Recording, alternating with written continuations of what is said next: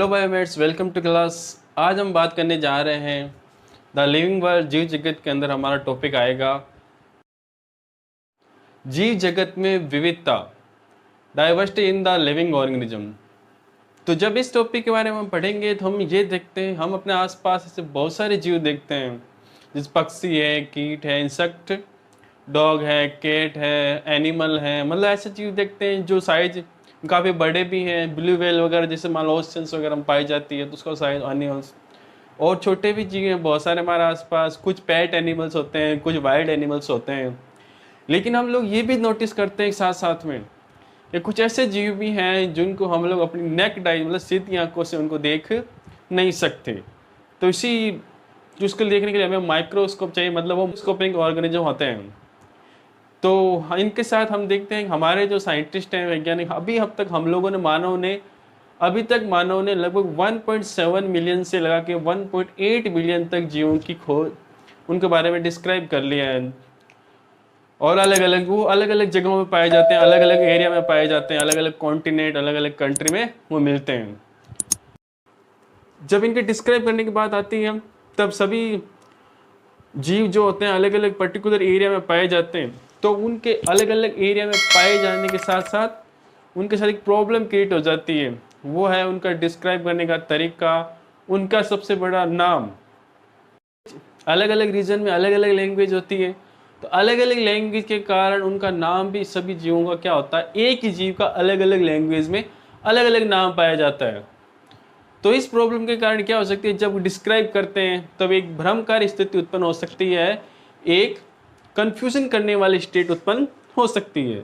इस प्रॉब्लम को दूर करने के लिए साइंटिस्टों ने सोचा एक ऐसा सिस्टम बनाया जाए जिसके अनुसार ऑल ओवर वर्ल्ड में जितने भी सारे जीव हैं उनको एक पर्टिकुलर नाम दिया जाए, जो मतलब साइंटिफिक नाम होगा, और वो ऑल ओवर वर्ल्ड में क्या होगा, मान्य होगा, सब जगह रिकॉग्नाइज किया जाएगा।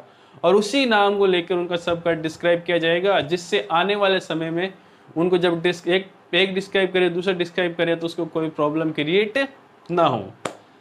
तो इसी बात को ध्यान रखने के लिए कि सही तरीके से डिस्क्राइब किया जाए, तो उन्होंने इसके लिए कुछ नियम बनाए, मेथड बनाए। उसको हमने नाम दिया हुआ नाम पद्धति, नॉमेनकल्चर मेथड।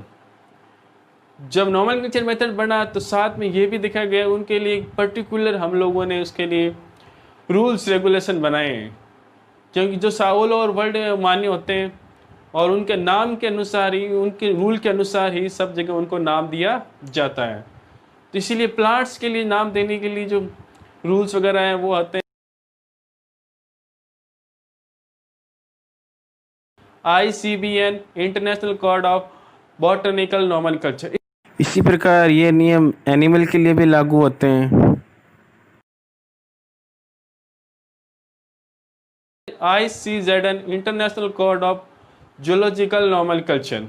तो जब भी साइंटिफिक नाम दिया जाता है तो साइंटिफिक नाम ऑल ओवर वर्ल्ड में एक जीव को एक ही नाम प्रदान किया जाता है, और उस जीव का जो नाम है वो दूसरे जीव को प्रदान नहीं किया जाता है। मतलब एक जीव का पर्टिकुलर नाम एक ही होगा और वो ऑल ओवर वर्ल्ड में क्या होगा, मान्य होगा। जीवों को साइंटिफिक नेम प्रदान किए जाते हैं तो उसके लिए एक मेथड है, उसका नाम है दी नाम पद्धति, बायनोमियल मेथड। और वो दी थी साइंटिस्ट का नाम, उनका ग्रेट साइंटिस्ट का नाम है कैरोलस लीनियस। तो कैरोलस लीनियस ने जब दी थी तो उसमें जो कुछ तरीके बताए थे, उसके अंदर कुछ रूल और रेगुलेशन है जो ऑल ओवर वर्ल्ड में सर्वमान्य है, सब जगह मान्य वैलिड है, और उसके अनुसार ही उन जीवों का, कोई भी दुनिया में जीव हो लिविंग, उसका नाम दिया जाता है। तो यहाँ पे हम लोग बात करते हैं कुछ एग्जाम्पल, जैसे मान लो मैंगो है, तो मैंगो का जो नाम होता है वो होता है मैंजीफेरा इंडिका। तो इसमें फर्स्ट वो दो कंपोनेंट हो गए, इसका मतलब हुआ इस बायनोमिनल मेथड जो है, दी नाम पद्धति है, इसके अंदर जीवों को जो नाम लिखने का मेथड है उसके अंदर दो घटक होंगे, दो कंपोनेंट होगा। फर्स्ट कंपोनेंट जो होगा वो जीनस वंश को रिप्रेजेंट करेगा, और दूसरा जो घटक है वो स्पीसीज जाति को रिप्रेजेंट करेगा। जैसे मान लो मैंगो का नाम है मैंजीफेरा इंडिका, तो मैंजीफेरा रिप्रेजेंट करेगा जीनस को, इंडिका रिप्रेजेंट करेगा स्पीसीज को। तो अब हम इसके रूल वगैरह देख लेते हैं कि किसके अनुसार साइंटिफिक नेम जो दिए जाते हैं।